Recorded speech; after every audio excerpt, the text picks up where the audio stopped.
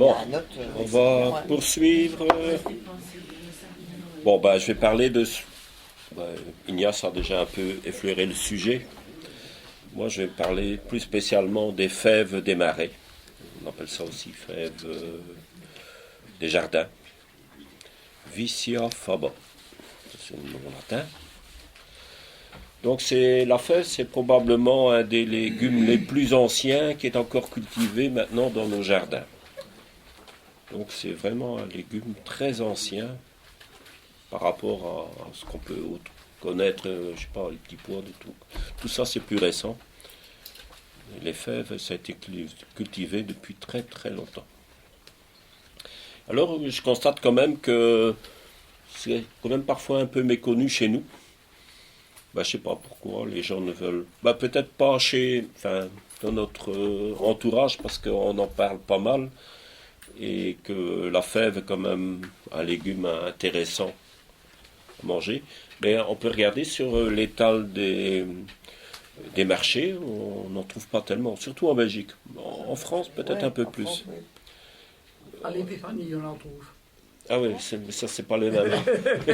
Des fèves dans les, les galettes des rois. Mais à l'époque, on utilisait la vraie fève pour mettre dans la galette. Ah, mais en Espagne, on a mangé la galette des rois, c'était une fève. Une vraie carrément. fève, ouais. Il y avait une autre fève avec, hein, mais il y avait une fève. Ah ouais. Je dis, tu peux la manger, elle a été cuite. Ouais, maintenant, c'est des fèves de Walt Disney, tout ça. Ouais, ouais. Tu fais cuire tes fèves, tu fais cuire dans Allez, c'est pour dire que, la bon, galette, c'est malgré quand tout, même- chez les permaculteurs, c'est quand même un peu plus connu parce que c'est quand même une plante intéressante. Et alors, sur l'étal des marchés, lorsqu'on voit parfois, c'est un peu fripé parce que, bon, ça traîne déjà depuis des jours comme ça. Et, Ça, c'est rien. ouais, non, mais une gousse fraîche, bon, Ah ouais. ça attire C'est plus plus. appétissant. Ouais, voilà, parce qu'on se dit, ouais, c'est tout fripé, ça doit se plus de bon, donc forcément les gens ne vont pas acheter. Et alors, je crois que c'est aussi le problème, c'est que la fève n'est pas disponible très très longtemps. Le créneau de disponibilité est moins grand que par exemple une salade, on a ça tout le temps.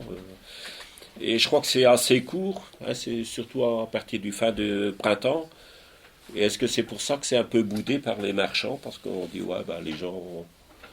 Et puis ils aiment bien vendre les primeurs, donc le prix est plus intéressant. Ils y gagnent plus, quoi, en fait. Donc je crois que c'est un peu les raisons pour lesquelles on ne trouve pas tellement par chez nous. Alors, elle fait partie de la famille des Fabacées, donc ancienne famille les Papyrnacées, donc légumineuses, si on peut dire. Donc c'est une plante qui se développe avec une tige semi-rigide, je dirais. Il y en a de 30, 80, 90, 1,40 m même, d'auteur. Donc tout ça c'est en fonction des variétés. Dans le catalogue, c'est un peu décrit les hauteurs. Il faut un peu regarder ce qu'on veut. Alors, le long de cette tige, avec des feuilles, il y a des bouquets qui se forment, comme ça tout du long. Des bouquets de fleurs. C'est un peu réparti comme ça sur toute la hauteur. Et alors, une fois que la fleur elle a été fécondée, après il y a des petites gousses qui poussent comme ça vers le haut. Ça. Et alors pour les variétés à grosses gousses, après ces gousses retombent vers le bas. Et ça peut avoir un fameux poids parce que ça peut même entraîner la plante à verser, comme on dit. Par contre, il y a des variétés plus petites, les albinettes par exemple. Voilà, ça fait des petites gousses comme ça et ça reste dressé. Donc, en général, je crois que la façon la plus courante qu'on la mange, c'est en grains frais et verts. Donc, qui est contenu dans la gousse. Donc, il faut éplucher et récolter le grain. Ah, c'est du travail hein, quand tu veux faire de la soupe. Ouais, mais en verre, c'est pas ça qu'on utilise pour la soupe. C'est plus les secs qu'on utilise pour la soupe. on peut peut-être en faire aussi, mais le grain vert est plus utilisé pour manger en salade, mais je vais un peu expliquer ça après. Et donc c'est un des premiers légumes disponibles en frais. Dans le midi de la France, par exemple, c'est à partir du mois de mai déjà qu'on peut manger les premiers. Et par chez nous, souvent, parce que dans le midi, on peut les mettre avant l'hiver. Tandis que chez nous, on pourrait, mais c'est un risque. Et souvent, on les récolte pas avant le mois de juin, ici dans le Nord. Alors, bon, cet aspect de manger en verre, mais alors il y a l'autre aspect, c'est en sec. Donc là, on laisse aller le mûrissement jusqu'au bout et on récolte le grain sec. Et là, il conserve bien et on peut en faire des potages avec des goûts originaux. Donc la bissara, par exemple, c'est une soupe du Pays Basque. Alors il y en a plein d'autres, des soupes marocaines là, qui utilisent ça aussi. Ils mettent chacun un peu leurs épices qu'ils préfèrent. Et ça donne des goûts vraiment, souvent un peu épicés comme ça, et c'est bon. Alors c'est un légume qui est riche en fibres et en protéines végétales. Donc c'est important. Donc c'est nourrissant. Donc l'origine, elle a une histoire ancienne. Hein. Elle a au moins une existence de 4000 ans en Europe. Et apparemment, elle proviendrait de l'Asie mineure, dans la région de la mer Caspienne, de ce côté-là. Mais ensuite, ça a été adopté dans tout le pourtour méditerranéen, donc en France, mais aussi dans le Maghreb, etc. Donc,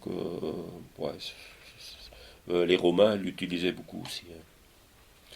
Alors chez nous, à l'époque du Moyen-Âge, ça a servi comme base alimentaire.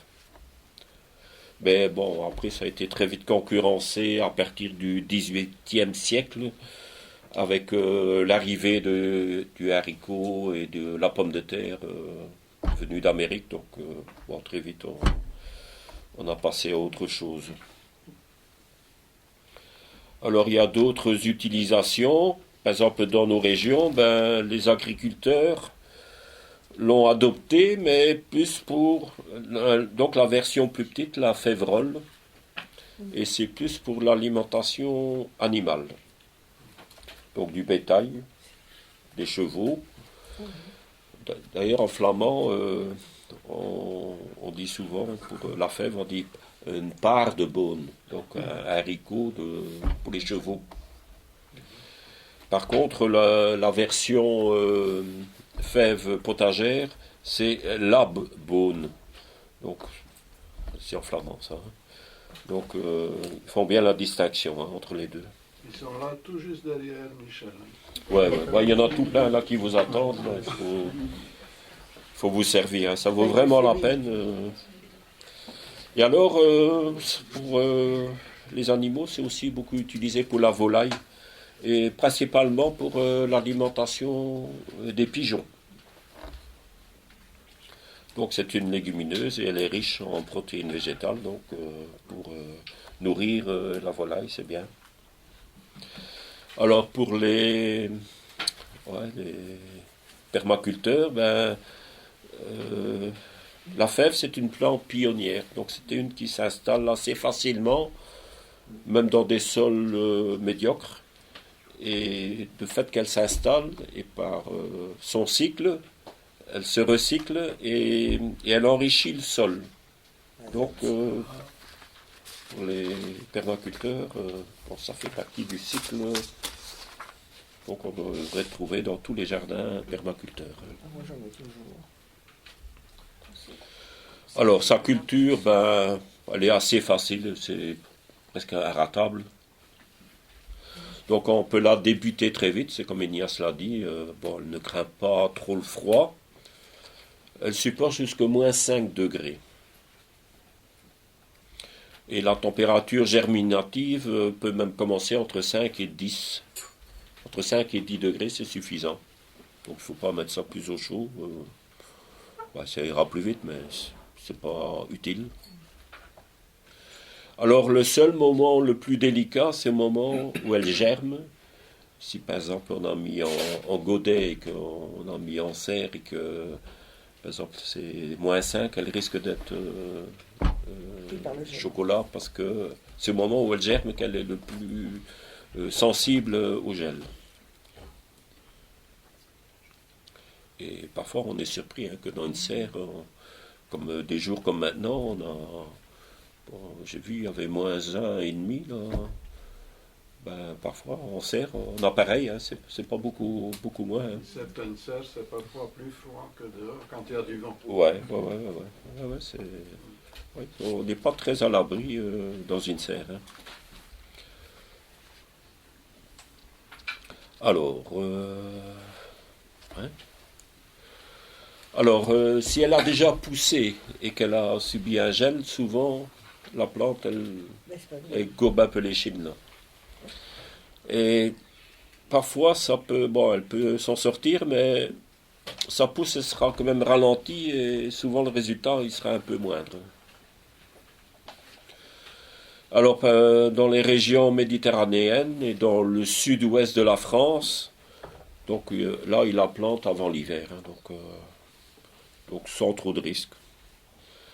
Dans nos régions, dans le nord-ouest de la France et de la Belgique, c'est un peu plus risqué, mais bon, voilà, on peut quand même, moyennant une petite protection en période froide et l'enlever après, ça va, il n'y a pas trop de soucis. Sinon, si on veut vraiment planter même en pleine terre, à peu près comme maintenant, février-mars, mais il faut des bonnes conditions du sol. Il ne faut pas que ça soit détrempé. On ne va pas gagner grand-chose si on plante maintenant. Mais voilà, dès qu'il y a un peu de soleil, tout de suite, ça peut changer les conditions. Alors la fève, elle craint beaucoup plus la chaleur. Donc elle arrête de pousser au-dessus de 21 degrés. Et alors elle se met à mûrir, donc même si la gousse elle n'est pas encore bien remplie, ça s'arrête parce que c'est trop chaud. Donc là, avec les changements climatiques, ça devient un petit peu... pour l'instant, ça va, on n'a pas des températures excessives, mais on a connu en février qu'il faisait sec et déjà des valeurs qui voisinaient les 15-20 degrés, ces plantes-là...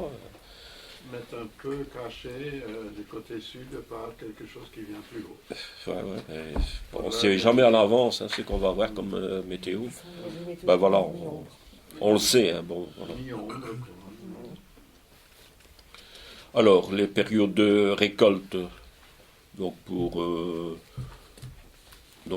juin-juillet, on peut aussi manger les gousses fines. Donc on mange tout. Donc avant qu'il y a le grain dedans. Le verre, mais bon, c'est dur. On cuit un peu à la vapeur et c'est un peu un goût poivré. Mais il faut vraiment que ça soit très fin. Il faut tirer les fils, comme les haricots. Ça fait un peu de la mousse comme ça. C'est un petit peu... je suppose qu'il faut... Il y a l'art d'accommoder les choses. Je pense que... nous, on n'est peut-être pas experts. Pardon ? Je suis sûr qu'au restaurant, ça coûte très cher. Et on en met 2-3 et alors on fait tout un tralala là-dessus, on met un petit trait de sauce. C'est vrai que parfois, en accommodant bien, et je crois qu'il y a dans des pays, ils sont beaucoup plus créateurs, là, plus créatifs pour trouver des recettes. Pas chez nous. C'est un petit peu peut-être moins spécialisé pour la fève. Mais autrement, comme par chez nous, en juillet-août, les grains frais en verre, ils sont là. Alors si on veut les garder pour en grains secs, soit pour les reproduire, ça sera en septembre-octobre. Il y a juste un petit problème, c'est qu'il faut voir s'il n'y aura pas la bruche. Donc la fève, on voit, il y a tout petit trou. Un peu comme les noisettes, là. Hein. Parfois, on voit juste un petit trou. Et souvent, la bruche, elle a déjà été manger le germe du grain. Donc souvent, alors c'est trop tard. Quand on voit déjà un petit trou, on peut jeter. Avant de les stocker quand ils sont bien froids, les passer 24 heures, 48 Ouais. heures au congélateur. Mais ils doivent être bien secs. Hein. Ouais. Donc, et alors, quand ils sont bien secs et qu'il n'y a pas de trou dedans, vous les passez au congélateur. L'âge de la bruche va être... Voilà, ils sont morts. Même c'est des protéines. Hein. Ouais. Et si Il c'est faudra pour apprendre à planter, manger des limaces. ça marchera plus. Dans les limaces. Alors, les conditions pour le sol, bon, sol frais et humide. Bon, le pH c'est entre 6 et 7,5, donc c'est large. Et elle s'accommode, comme j'ai dit, de la plupart des sols. Même en sol pauvre, ça pousse partout. Donc, on n'a pas besoin de mettre des apports d'azoté, puisque c'est une plante qui en fabrique elle-même, pour elle-même, et en plus, quand tout est dégradé à la fin de la récolte, à la fin de son cycle, tout est recyclé dans le sol et elle apporte encore de l'azote en plus dans le sol.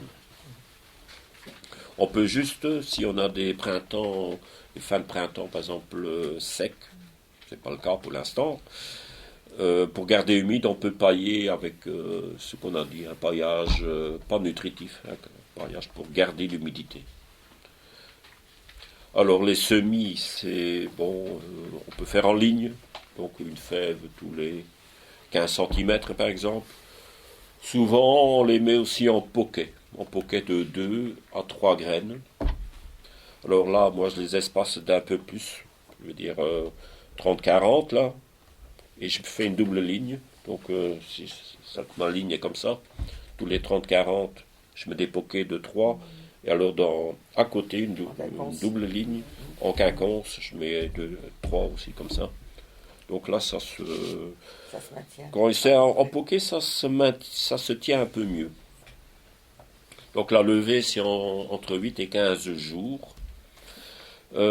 Important, la profondeur, c'est 4 à 5 cm. Pourquoi ? Parce que si on met trop en surface, la tige sera moins bien maintenue, elle va verser plus vite. Et en plus, elle ne craint pas trop l'humidité parce que c'est une grosse graine. Ouais, elle ne craint vraiment pas grand-chose. Alors, lorsque voilà, la plante elle a poussé, qu'elle a 15 cm, là, on peut déjà commencer à buter pour bien la maintenir. Alors, si on veut faire un semis précoce, on peut le faire sous abri en godet. Donc, ce que Ignace nous a dit tout à l'heure. Donc, les godets genre comme ça, là. 8 à 10, là. Et on met 2-3 graines par pot. Donc, le faire germer en serre, puis les repiquer à distance. Donc, comme j'ai dit, là, par poquet. Et là, on gagne parce que souvent les conditions au jardin ne sont pas propices à le faire. Et même si on met les grains, ils ne vont peut-être pas pourrir, mais ils ne vont pas pousser non plus. Tandis que comme ça, vous prenez de l'avance et voilà, vous avez gagné en précocité. Ce qui est important parce qu'à un certain moment, les températures sont trop élevées, élevées, voilà. Donc ça ne pousse pas. Donc si on a par exemple un été précoce, c'est que tout d'un coup les températures montent, j'ai dit, au-delà de 21, voilà, la plante, elle ne pousse plus, donc les gousses ne se développent plus, et elle se met à mûrir. Hein, donc, Et en godet, on sème à quelle profondeur? Pas si profond, non. Il faut juste l'enfoncer, couvrir. Pour le piquage au jardin, à ce moment-là, tu Ouais. mets plus profond. Ouais, c'est comme les pommes de terre. Ouais, c'est ça. Ouais, donc allez, c'est Mais il faut que ça. la verdure sorte quand même. Ouais. Pour Ouais. voir la verdure. Donc après, on peut encore planter profondeur qu'on veut. On peut éventuellement un peu buter aussi, si on Ouais, sait pas ouais. les planter assez profond. Donc si on fait directement en pleine terre, on peut mettre aussi un voile de protection pour Pour les hâter un oiseaux peu. aussi. Hein. Comment ? Pour les oiseaux aussi. Hein. Ouais, je sais pas s'ils attaquent. Pour les pigeons, ils vont chasser. Ah, les fèves, les petits pois, ouais, mais les fèves, j'ai jamais vu beaucoup attaquer les... Je sais pas si ça le... Ouais, pourtant ça nourrit le pigeon, mais je crois que c'est le grain plutôt. Mais non, non. T'as vu des attaques de pigeons? Les ramiers, il n'y a pas beaucoup de verdure. Ouais, ouais, c'est vrai, il n'y a parfois pas grand-chose, mais c'est assez épais, hein, donc je sais pas ouais, si ça leur plaît vraiment. Bon, les soins de culture, bah, ouais, il faut peut-être désherber juste un tout petit peu. Mais je pense qu'après, la plante, elle devient quand même assez volumineuse et elle, bon, c'est elle qui prend le dessus. Hein, donc, souvent, il ne faut pas, à part buter, pour faire un bon maintien. Alors, on peut s'aider avec des supports. Parce que, bon, si les tiges font plus d'1 mètre, ben, les tiges, c'est pas très rigide, hein, c'est un petit peu semi-rigide. Donc, il suffit de mettre, si on a fait une double rangée, ben, on met des piquets de chaque côté. Et puis, on tend des ficelles pour éviter que la plante ne tombe. Donc, à plusieurs hauteurs, comme ça, en fonction de que la plante monte. Et là, ben, ça va, ça se maintient. Même si ça chute, ben, elle s'agrippe. Elle s'agrippe un petit peu. Ouais, c'est comme un ring de boxe, là. Ils arrivent à... Les gousses, elles tombent, là. Et ça va, ça s'accroche. Donc. Enfin, il n'y a pas des vrilles qui s'accrochent. Hein, c'est pas comme les petits pois. Hein. Mais voilà, comme ça, on arrive. Parce que souvent, quand les plantes tombent au sol, ben, elles peuvent pourrir. Un petit coup.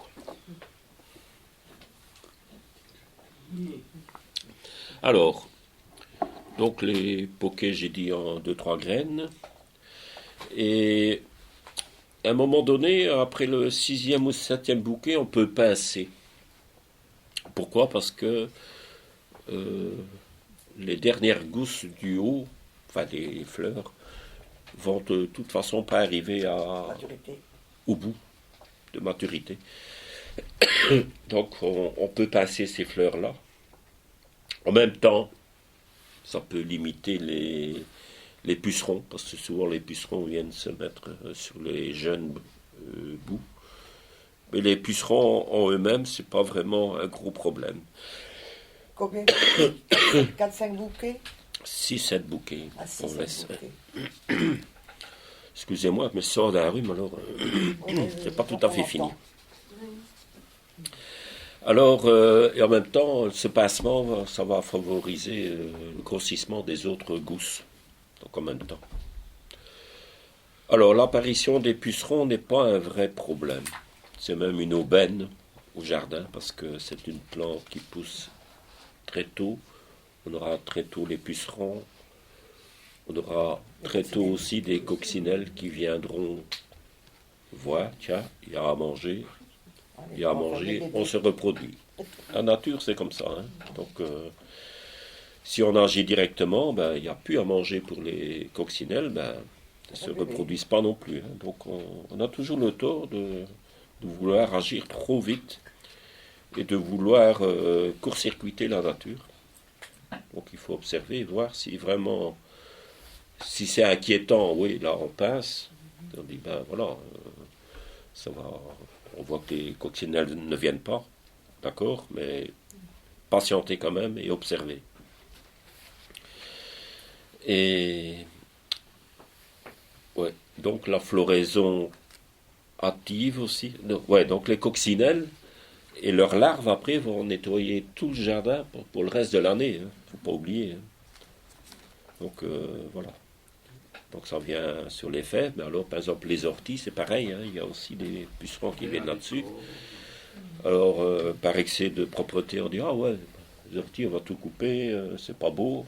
Non, non, ça fait partie de la végétation naturelle du jardin, ça a son rôle. Alors cette floraison hâtive des fèves est aussi une source d'attractivité pour tous les premiers butineurs. Donc là aussi, c'est pareil, s'il y a à manger, on s'installe. Donc on viendra aussi polliniser nos arbres fruitiers. Alors, en fin de culture, la fève, elle produit quand même une grande masse végétale. Donc, une fois qu'on aura récolté nos gousses, ben voilà, on coupe à ras la tige et on peut broyer, soit ou découper grossièrement, et tout laisser sur place. On laisse la racine dans le sol. Donc, parce que les racines, bon, allez, la racine de la fève, il y a quand même une grande racine principale, un peu pivotante, qui peut aller jusqu'à 80 cm de long. Et en plus, il y a plein de radicelles avec des nodosités, qui sont des fabriques d'azote, qui captent l'azote de l'air et le fixent dans le sol. Donc, elles le fixent pour elles-mêmes, pour se nourrir elles-mêmes. Et ensuite, tout ça, ça reste dans le sol une fois que la culture est terminée. Donc, en fait, on arrive à enrichir le sol gratos, sans apport d'engrais. Alors, quelques variétés qu'on a ici dans le catalogue. Bon, il y en a certainement encore d'autres. Pour les plus classiques et précoces, c'est la fève de Séville, Ouais, c'est la l'aquadulce. Il y a plus long. Qu'on a plus. Il y a plus long. Et alors, il y a une variété polonaise à grains roses, un peu marrant, ouais, c'est beau. Ben, à la cuisson, ça disparaît, c'est un peu malheureux. C'est comme Ça, les haricots violets. ouais. Alors, c'est la carmasin. Ça, on a. Donc, c'est un peu une curiosité. Les grains sont vraiment roses. Hein. Carmasin. Carmasin, ouais, avec un K.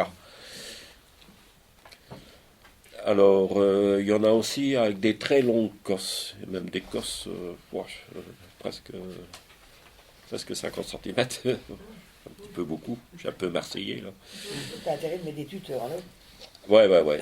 Et alors, il y a beaucoup de grains. Et alors, il y a la exhibition longue pod. Donc, c'est une variété géante. C'est bien haut. Hein. Je crois que tu en as déjà mis, hein. Ah oui. Et très haut. Hauteur d'homme, quoi. Ouais, donc, ça fait des gousses énormes. Alors, je mets un piquet de chaque côté, je mets des filets, Ah ouais, j'attache. comme moi. Alors là, on a vraiment beaucoup de grains à récolter. C'est bien. Alors, il y a les variétés assez hâtives, extra hâtives, là, 3 fois blanches. Donc, j'ai un peu cherché à pourquoi on utilisait ce terme 3 fois blanche. Je pense que c'est parce que le grain est blanc au départ, lorsqu'on sème. La floraison, les fleurs sont beaucoup plus blanches que les autres. Et alors, à la récolte, on récolte des grains blancs aussi. Donc, ils sont extra hâtifs, des grains un peu plus Mais ça, allez, on en a tendres. Parce que je pense que je vais mettre des Comment? tomates. Je crois pas que là, on en a. Je vois qu'il y a deux Ah, boîtes il y en a à pas? l'envers, là. Ah. Parce que je vais mettre des tomates. Ah ouais, donc j'ai pas On fait dit la qu'on bonne va pub. trouver seulement, ça va peut-être encore C'est ajouter. plus faible. Alors il y a l'autre, l'albinette Scorpio. C'est une précoce aussi à petites graines et tendre. Alors, comment la cuisiner? Donc on peut la récolter à différents stades de maturité. Hein, j'en ai déjà un peu dit.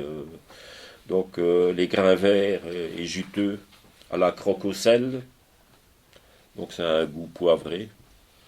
On peut mélanger avec d'autres crudités, des salades, ou quand c'est la période des tomates, déjà avec les premières tomates. Je trouve que ça va très bien ensemble. Autrement, simplement, Gilbert, il adorait ça, c'était à la croque au sel, on trempe la fève dans le sel, et il ajoutait encore du poivre, lui, il aimait bien. Je l'épluche, alors. Ouais, il faut enlever la peau. Donc, Ouais. en fait, il faut retirer la peau. Bon, mais on les jette même Dans une de l'eau petite bouillante. minute dans l'eau bouillante, Oh, et tout de petite suite la minute. peau elle se gonfle. Et alors avec l'ongle, comme ça on arrive facilement à enlever la peau, parce que la peau elle est un peu dure. Et...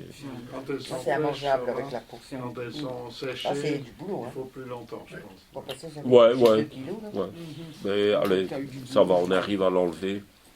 J'ai passé une soirée. Et on peut même la manger directement comme ça, sans cuisson supplémentaire. Au plus âgées qu'elles sont, au plus qu'elles deviennent un peu farineuses. Bon, les gens aiment parfois bien ça. Moi, personnellement, j'aime bien. Je suis pas pour l'extra fin, l'extra... Je trouve que c'est plus nourrissant, c'est bon, très bon.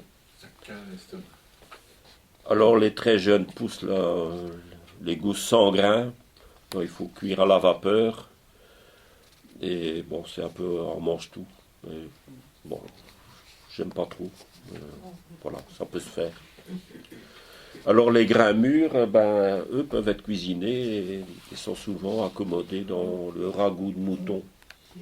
Donc vous allez dans le Maghreb là, font ça.